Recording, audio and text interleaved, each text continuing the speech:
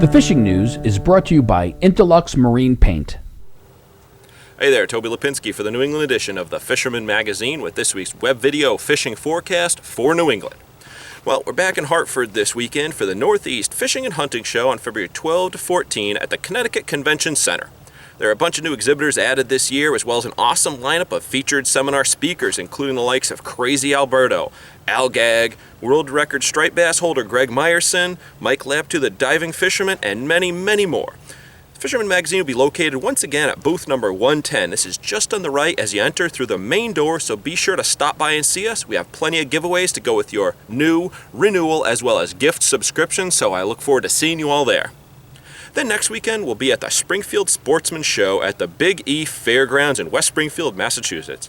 This is now a 3-day event running from Friday 2/19 through Sunday 2/21. There's a great list of both hunting and fishing seminars throughout the weekend, as well as 2 buildings filled with guides, captains, outfitters, and more. All right, moving on into the forecast for this week. We're going to start off, as always, in Connecticut.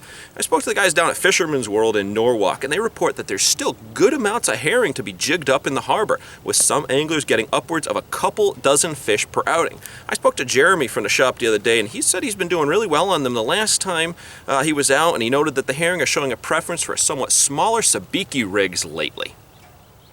And then moving on into Rhode Island, cod fishing is slowly getting better in between weather events that are both preventing regular sealing schedules as well as tossing things around on the grounds. That being said, fish to the high teens are being landed with some ling, ocean perch, and even the occasional pollock mixed in just for good measures. And then up in Massachusetts, as I'm sure you know from watching my video last week, the Goose Hummock Offshore's Blue Water Bash was last weekend, and despite some snow that slowed the commute time down for many attendees and vendors alike, it was an awesome event. Now, if you were on the fence about attending this year, I will say that you made a huge mistake by not going, and I strongly urge you to get in on the action next year. If you like to target tuna, this is one event not to be missed. I was greatly impressed with the entire show.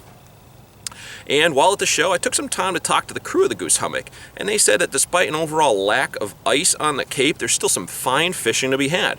Pretty much all the trout-stocked lakes and ponds around the Cape are producing solid catches of browns and rainbows with some mixed bass, perch, and panfish to be had as well.